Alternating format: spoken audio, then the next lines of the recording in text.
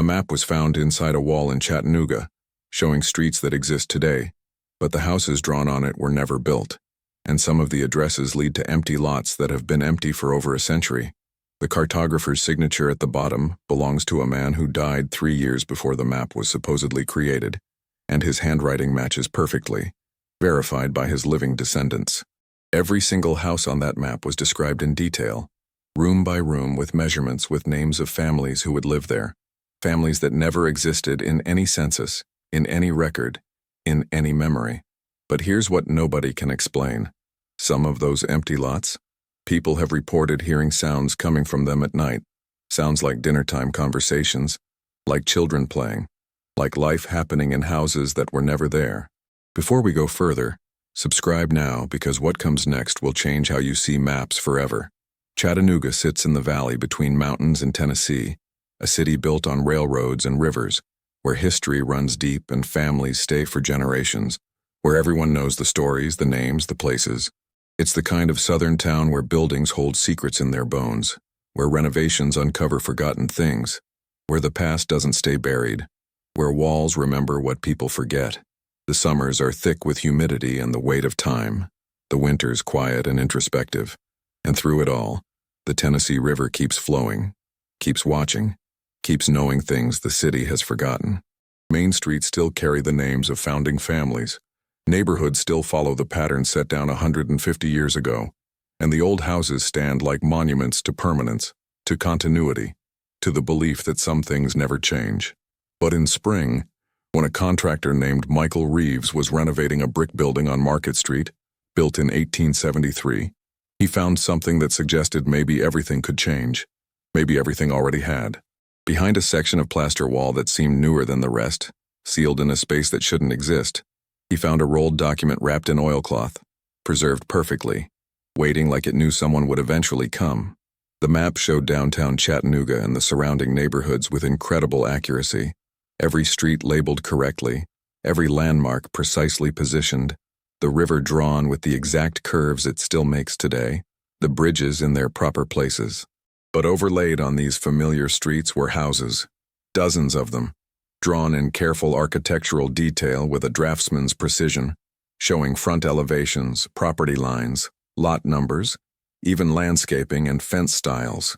Michael spread it across his work table and felt something cold move through his chest, because he knew these streets, walked them every day, and not one of these houses existed, had ever existed.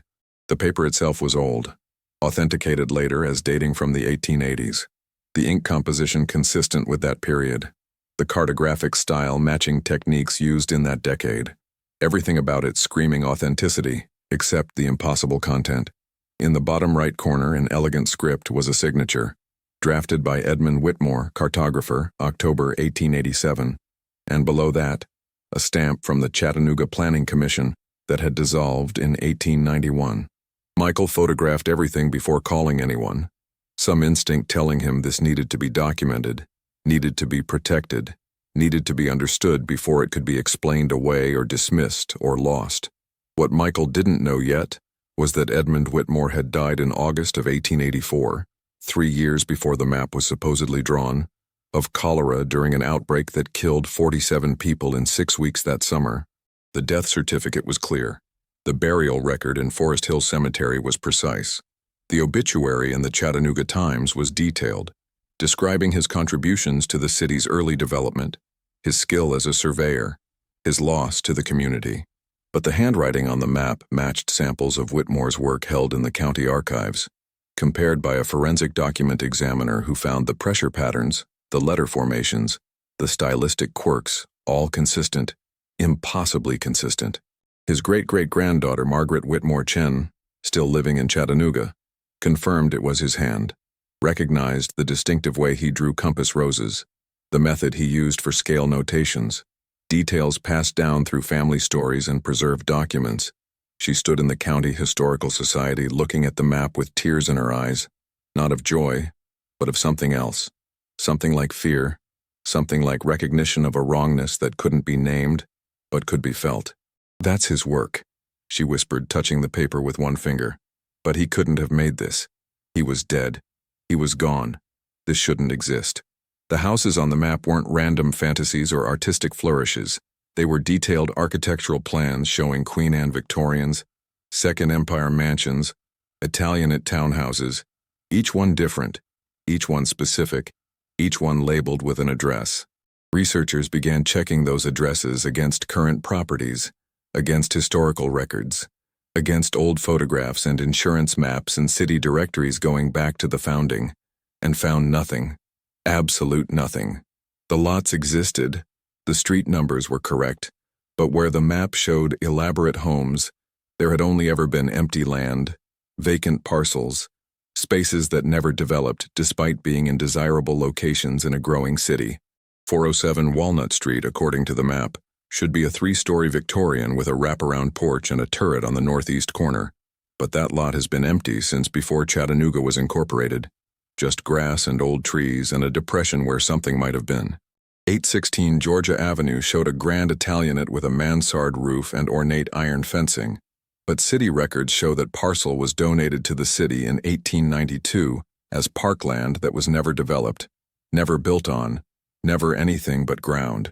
Each address was the same, a detailed house on the map, an empty reality in the city, a perfect absence where something elaborate should have been, should have stood, should have left some trace. But the map didn't just show houses. It showed families, names written in tiny script next to each property. Residents of Garrett and Louisa Finch, home of the Thurston family, belonging to Dr. Cecil Morrison and wife. None of these names appeared in any Chattanooga census from 1860 through 1900.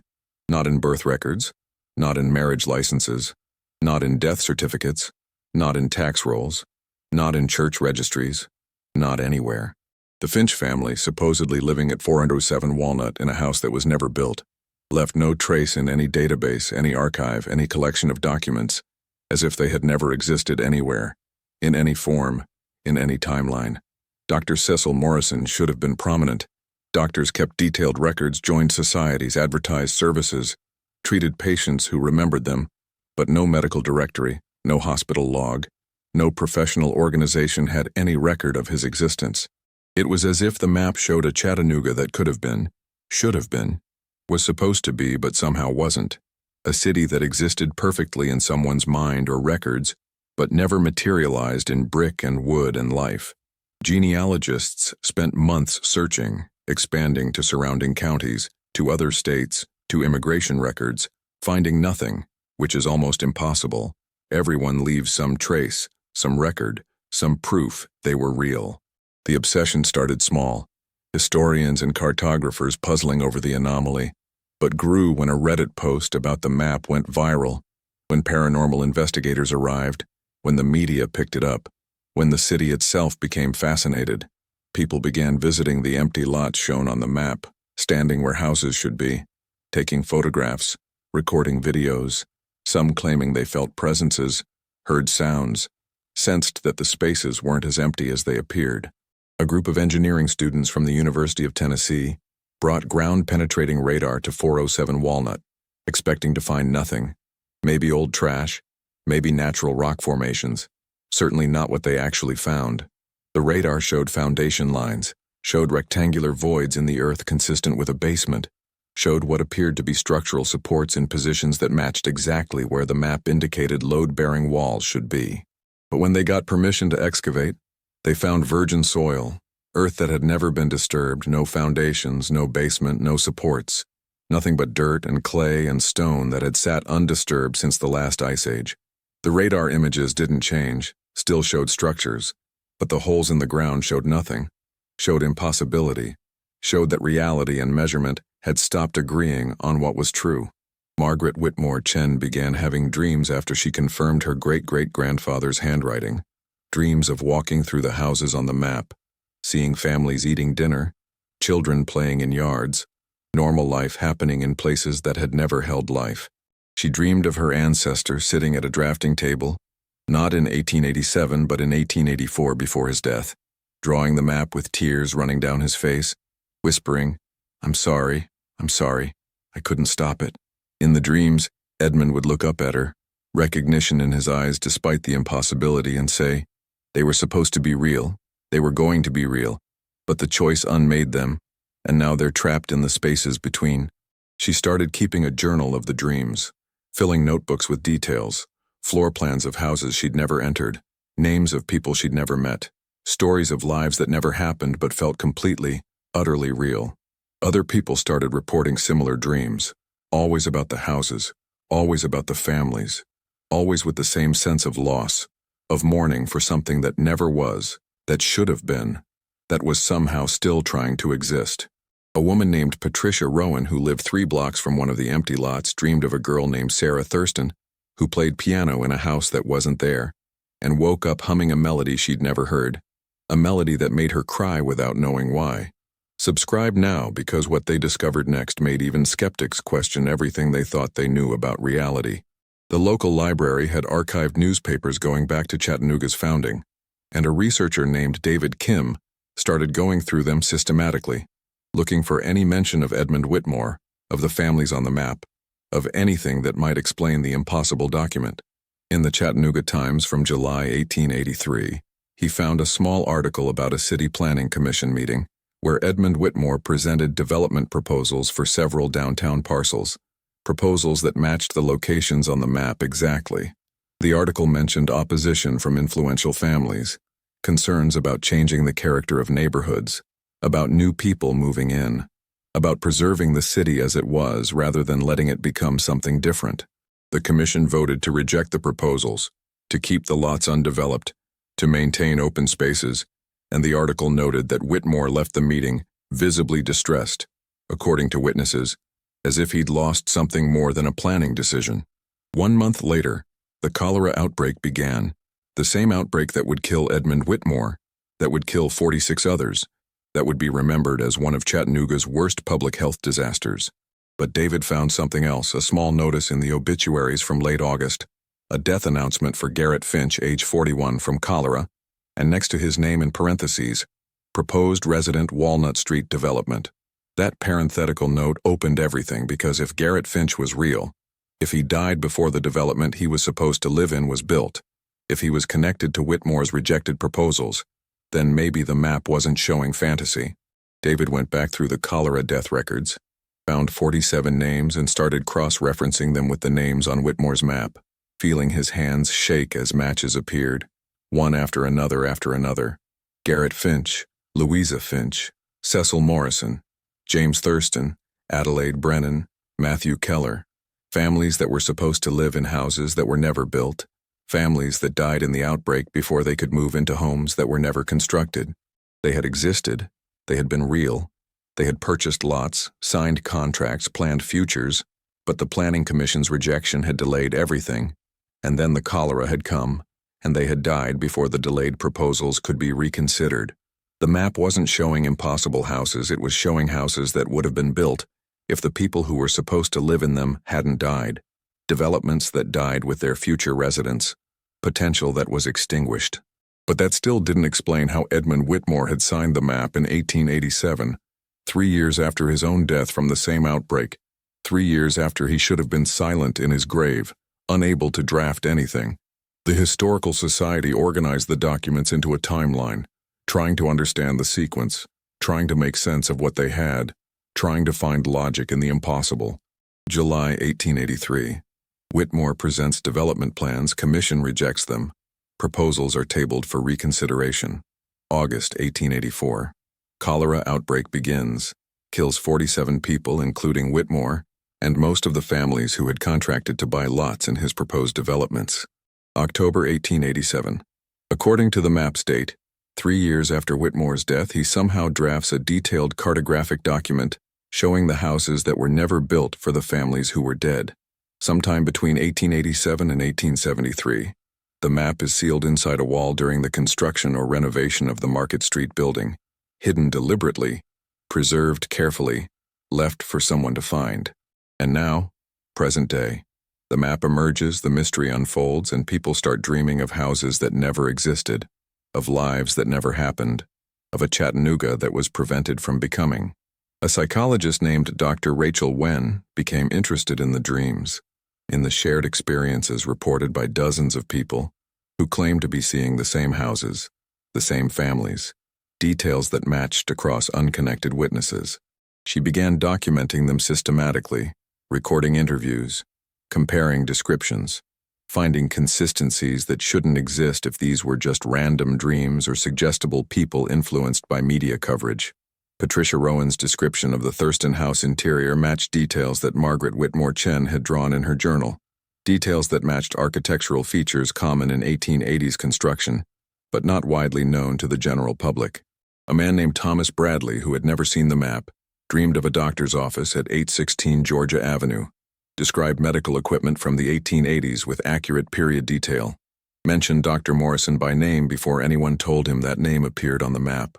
The dreams were consistent, they were detailed, they were specific, and they all carried the same emotional weight, the same sense of loss and longing, the same feeling that something that should have been was taken away. Dr. Wen had no explanation that satisfied the scientific method, no framework for understanding how collective unconscious could produce this level of specific, verifiable detail, no theory that didn't sound like something from a different discipline entirely. The city council considered purchasing the lots shown on the map, preserving them as historical sites, but couldn't articulate what history they would be preserving, couldn't explain what had happened there, couldn't justify the expense for empty land commemorating nothing.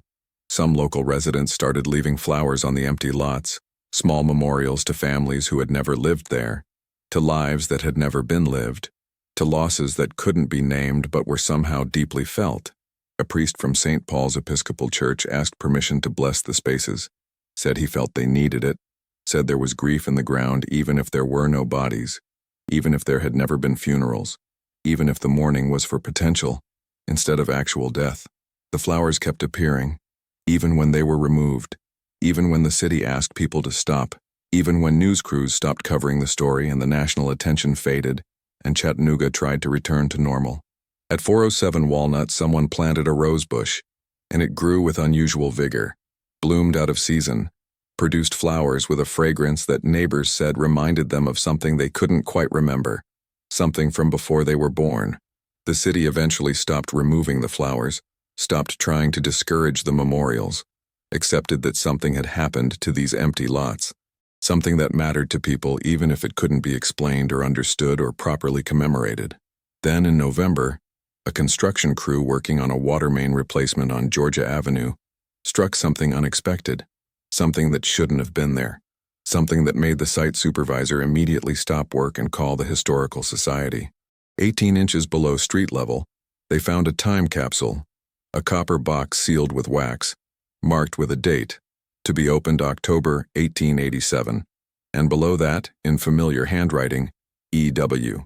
The box was removed carefully, transported to the Historical Society, opened in a controlled environment with witnesses present, with cameras recording, with the understanding that whatever was inside mattered somehow, meant something crucial. Inside were letters, dozens of them, written by Edmund Whitmore to people whose names appeared on the map, to Garrett Finch, to Cecil Morrison, to James Thurston, to families who had died in the cholera outbreak. The letters were dated August through September 1884, written during the outbreak, written as Whitmore himself was sick, and they all said variations of the same thing: apologies for the delay, promises that the houses would be built, assurances that their futures were still waiting. The last letter was addressed to himself, to Edmund Whitmore in his own handwriting, dated the day he died. I will finish the map. I will show what should have been. I will make sure they are remembered, even if I have to come back to do it. But the truth comes closer now with what else was in that copper box, what nobody expected, what changed everything again. There was a photograph, a tintype dated October 1887, showing a man who was unmistakably Edmund Whitmore based on portraits held by his descendants, sitting at a drafting table, working on the map, 3 years after his documented death. The tintype was authenticated, the date stamp was genuine. The image showed Whitmore looking gaunt but focused, his hands steady, his expression determined, creating the impossible document that would eventually be sealed in a wall.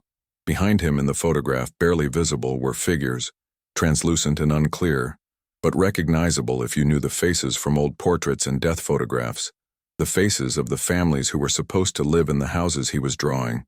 They were watching him work, these dead families present somehow in the photograph, in the room, in the moment, as if death hadn't separated them from their futures, as if potential could have weight and presence and the ability to observe its own documentation. The photograph shouldn't exist. The moment shouldn't have been possible, but there it was.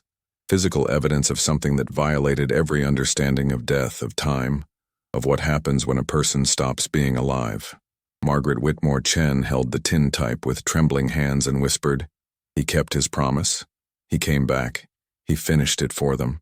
Ground-penetrating radar was brought back to the sites, more sophisticated equipment this time, operated by researchers from MIT who had heard about the case and wanted to eliminate all conventional explanations, wanted to rule out natural phenomena or equipment malfunction. The new scans confirmed what the earlier ones had shown: structural shadows in the earth, patterns consistent with foundations and walls and rooms, but excavation continued to reveal nothing. Virgin soil, untouched ground, emptiness where the scans insisted something should be. One of the MIT researchers, Dr. Patricia Hammond, proposed a theory that made her colleagues uncomfortable but fit the data. What if the structures existed in a state of quantum superposition, both built and unbuilt, collapsed into non-existence by the act of observation? What if Whitmore's map had somehow anchored these houses in a state of potential, preserved them in the space between what was and what could have been, made them real enough to measure, but not real enough to touch, to enter, to live in? The theory was unprovable, unfalsifiable, unscientific by conventional standards, but it was the only framework that accommodated all the evidence, all the experiences, all the impossibilities that kept accumulating around these empty lots. Dr. Hammond published her findings in a paper that was rejected by mainstream journals, but circulated widely in fringe scientific communities, sparking debates about the nature of reality, of potentiality, of whether things that almost happened could leave marks on the world. The dreams continued, intensified if anything, with people reporting not just seeing the houses but living in them, experiencing daily life as the families who never were, waking up with memories of conversations that never happened, relationships that never formed, futures that never unfolded. A therapist named Marcus Liu started a support group for people experiencing the dreams, not to cure them, but to help them process the grief, the strange mourning for lives they had never lived but somehow remembered, somehow missed. In the group sessions, people would recognize each other, say, "You were there, you were my neighbor, I remember your garden," and both would have memories of the same imaginary garden, same flowers, same fence line, same conversations across property lines that never existed. The consistency was unsettling, the detail too specific to be confabulation or suggestion, and Marcus found himself believing that somehow, in some way, these people were accessing something real, something that had weight and truth even if it had never manifested physically. He started documenting the shared memories, creating maps of the neighborhood that never was, floor plans of houses that were never built, family trees of people who never existed, an archive of a Chattanooga that almost happened.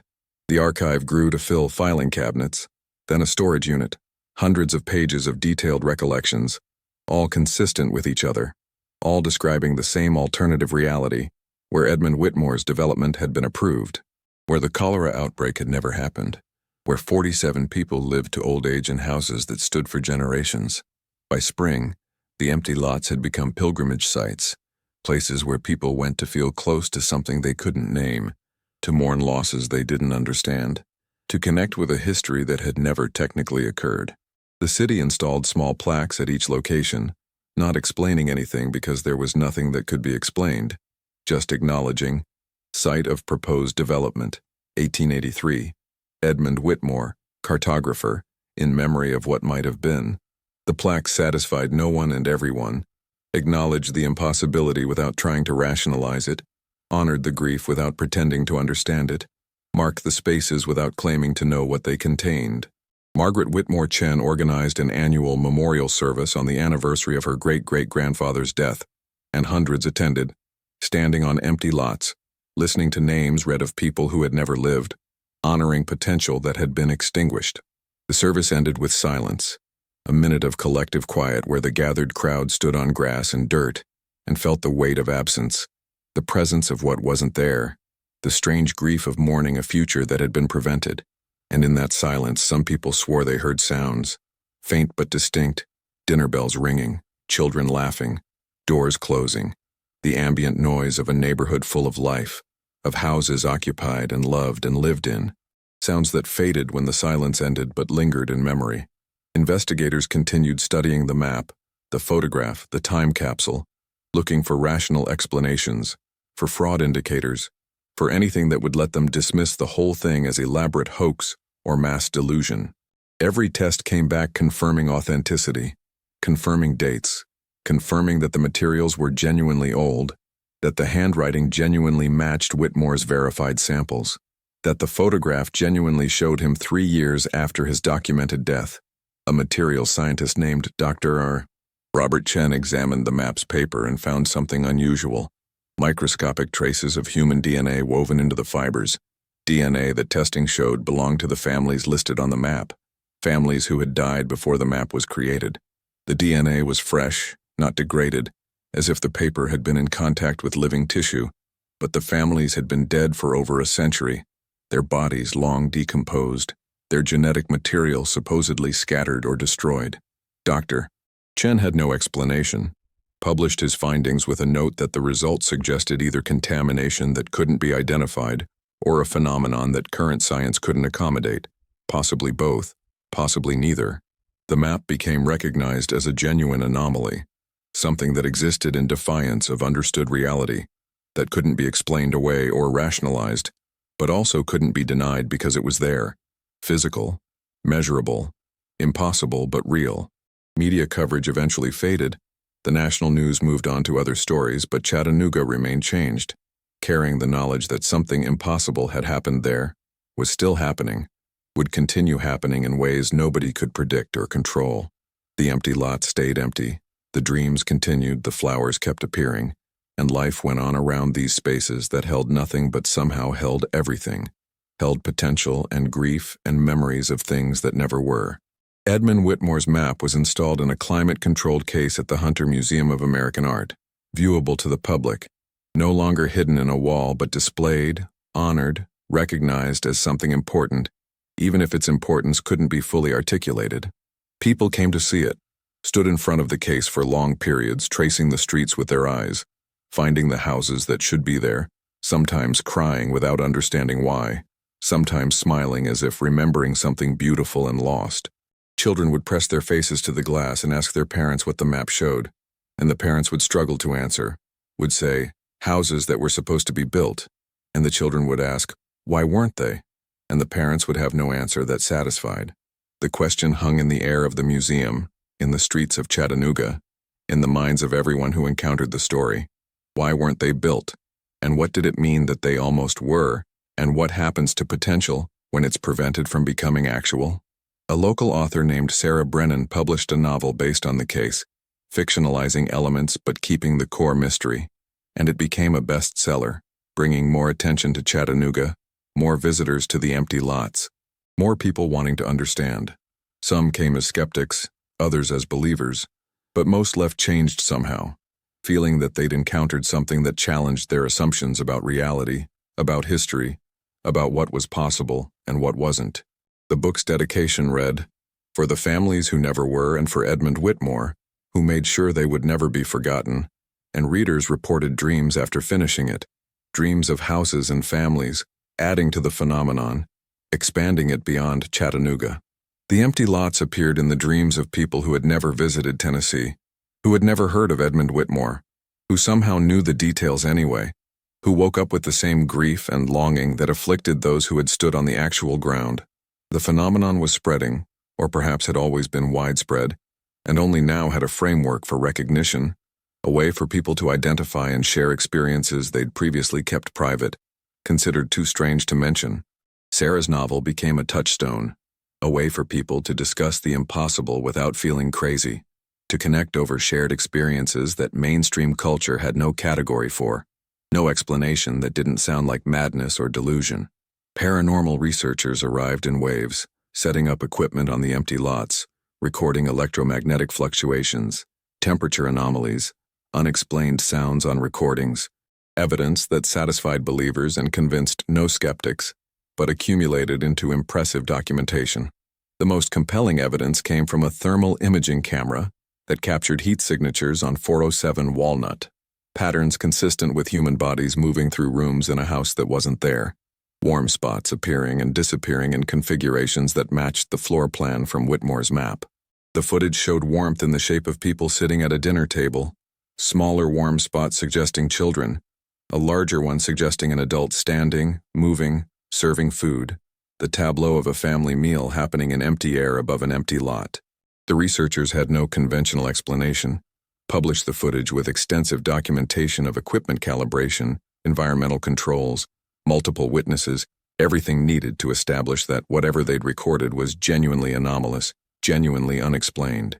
Skeptics proposed reflection errors, equipment malfunction, fraud, but couldn't reproduce the results under controlled conditions, couldn't explain how the patterns matched details from the map that the researchers hadn't seen before setting up their equipment. The footage became one of the most studied pieces of anomalous evidence in paranormal research, cited in papers, analyzed in documentaries, debated endlessly, conclusive to believers, and insufficient to skeptics, but impossible to dismiss entirely. The city council eventually created a historical preservation zone around the empty lots, protecting them from development, acknowledging that whatever they were, they mattered, they meant something, they needed to be maintained as they were, empty, preserved, available. Some people wanted the houses built, wanted to manifest what the map showed, to bring the potential into actuality, but the idea felt wrong to most, felt like it would destroy rather than honor what the lots represented. The emptiness was the point. The absence was what mattered. The space where something should be but wasn't, was precisely what needed protection, what needed preservation, what needed to be available for people to encounter and feel and struggle to understand. Margaret Whitmore Chen opposed any building on the sites, said her great-great-grandfather had shown what could have been precisely because it couldn't be anymore, because those specific families were gone, because building now would be creating different houses for different people and would erase the memorial. The council agreed, voted unanimously to maintain the lots as open space in perpetuity, created a trust to ensure they would never be sold, never developed, never become anything other than what they were, impossible memorials to futures that never happened. The decision satisfied most people, felt right in a way that couldn't be fully explained, honored the strangeness rather than trying to eliminate it, accepted the impossible rather than forcing it into conventional categories. Years passed and the story became part of Chattanooga's identity, something locals knew about, visitors asked about, something that made the city different, special, touched by mystery in a way that attracted certain kinds of people and certain kinds of attention. The dreams never stopped. New people continued to report them.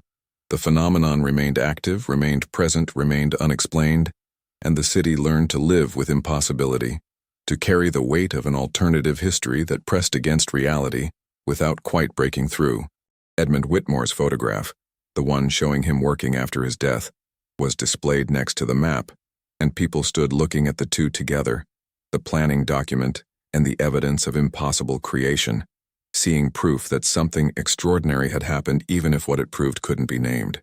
His descendant Margaret, now in her 70s, still visited the lots regularly, still maintained the memorial services, still collected stories and dreams and experiences from people who encountered the phenomenon, building an archive that nobody knew what to do with but everyone agreed needed to be kept. She published a book of interviews, hundreds of pages of people describing their dreams and experiences, the consistency and detail serving as its own kind of evidence, its own argument for something real happening even if reality couldn't accommodate what that something was. The book ended with her own account of speaking to her great-great-grandfather in a dream, him telling her, "I couldn't save them, but I could remember them, and remembering is a kind of keeping alive, a kind of making sure they matter even though they never were." Scientists continued to study the sites, developed new theories, proposed exotic physics, quantum mechanics, parallel universes, temporal anomalies, nothing quite fitting but each offering pieces of possible explanation, frameworks for thinking about the impossible. The lots became testing grounds for new equipment, new methodologies, attracting researchers who wanted to study phenomena that existed in the gaps between accepted fields, that required new thinking, new approaches, new willingness to accept data that didn't fit existing models. Some significant papers emerged from the research, proposing modifications to understood physics, suggesting that potential might have measurable properties, that things that almost happened might leave traces in reality, that the universe might preserve information about paths not taken. None of the theories gained mainstream acceptance, but they circulated in edge communities, influenced thinking about related phenomena, contributed to a slow shift in how some scientists thought about reality, possibility, and the nature of existence itself. The Chattanooga lots became a case study, referenced in discussions about anomalous evidence, about how science should handle data that doesn't fit, about whether impossibility proved falsehood, or whether sometimes reality was stranger than current understanding allowed. The phrase Whitmore effect entered certain vocabularies, describing situations where potential seemed to have physical presence, where things that almost were could be measured or sensed or dreamed about, where possibility left marks. A documentary filmmaker named James Park spent 3 years in Chattanooga, filming the sites, interviewing witnesses, capturing the ongoing phenomenon, trying to create a visual record that did justice to the complexity, the mystery, the human dimension of the impossible. His film, The Houses That Never Were, premiered at Sundance, won awards, was distributed widely, brought another wave of attention to the city, to the lots, to Edmund Whitmore's story, to the families who had died, and the houses they never lived in. The film ended with a long shot of 407 Walnut at sunset, the empty lot golden in fading light, and on the soundtrack, faintly, sounds of life, of occupation, of presence, sounds that James swore were captured on location even though nothing was visible when they were recorded. Viewers reported being moved in ways they couldn't explain, some to tears, some to their own dreams about the houses, some to Chattanooga, to stand on the lots themselves and feel what could be felt there, whatever that was. The film became a cultural touchpoint, referenced in discussions about loss, about potential, about paths not taken, about how we mourn things that never happened, but somehow still matter, still hurt, still deserve remembering. James received letters from people all over the world describing their own experiences with impossible absences, with things that should have been, with feeling grief for futures that were prevented, validating that Chattanooga's experience, while unique in specifics, touched something universal. The empty lots remained empty as another decade turned, as new generations grew up knowing the story, as Chattanooga changed around them, but they stayed constant, stayed vacant, stayed impossible, stayed important. People proposed explanations, new theories, different frameworks, but the lots didn't care, didn't change, didn't offer more evidence or less, just remained what they were, places where something should be but wasn't, where absence had presence, where the impossible was real. Children played near them but never on them, some unspoken understanding that the ground was different, was special, was occupied by something even if that something couldn't be seen or touched or proven to exist. Teenagers came at night, not to vandalize but to sit, to talk, to feel close to mystery, to experience the unsettling sensation of standing where someone else had almost stood, where houses had almost sheltered families, where futures had almost unfolded. The elderly came to remember, though what they remembered had never happened to them, memories that felt borrowed or inherited or downloaded from somewhere, the collective unconscious, or the lots themselves, or Edmund Whitmore's desperate posthumous preservation.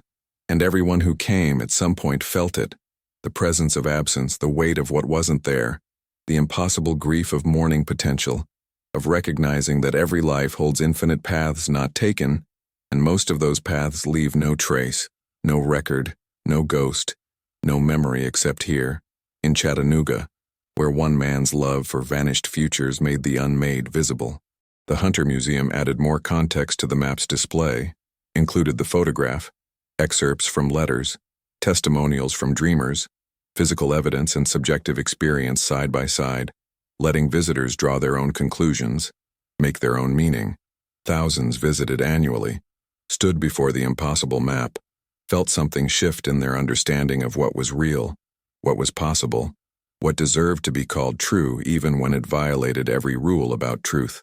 Some dismissed it as hoax, as mass hysteria, as elaborate fraud, but most left uncertain, unsettled, unable to fully reject what they'd encountered, unable to fully accept it, but also unable to explain it away satisfactorily.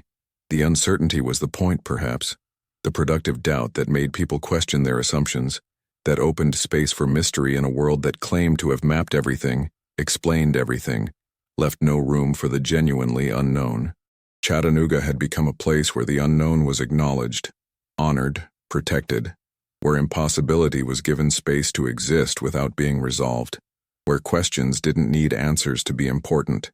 The city wore its mystery proudly, incorporated it into identity, into tourism, into self-understanding, accepted that it would probably never know what really happened, but that not knowing was itself valuable, meaningful, worth preserving.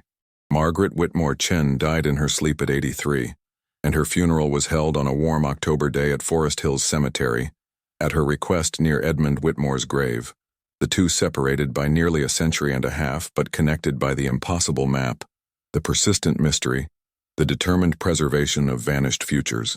Before she died, she updated her will to leave everything related to the map, the research, the archives, the interviews, to the Hunter Museum, ensuring it would be preserved, accessible, maintained for future generations who might understand what hers could not. Her last journal entry, read at the funeral, said simply, "I don't know what my great-great-grandfather did or how he did it, or whether the houses are real in some way I can't perceive, but I know he loved those families enough to defy death to remember them, and that kind of love changes reality somehow, makes space for the impossible." People wept at the funeral, not just for Margaret but for Edmund, for the cholera victims, for the houses never built, for all the futures prevented by circumstance and disease and planning commission decisions, for the vast weight of human potential that evaporates unrealized. After the service, hundreds walked from the cemetery to the empty lots, a silent procession through Chattanooga streets, and stood on each site for a moment of silence, honoring what had never been, what might have been, what in some strange way still was. And in that collective silence, more people than ever before reported hearing it.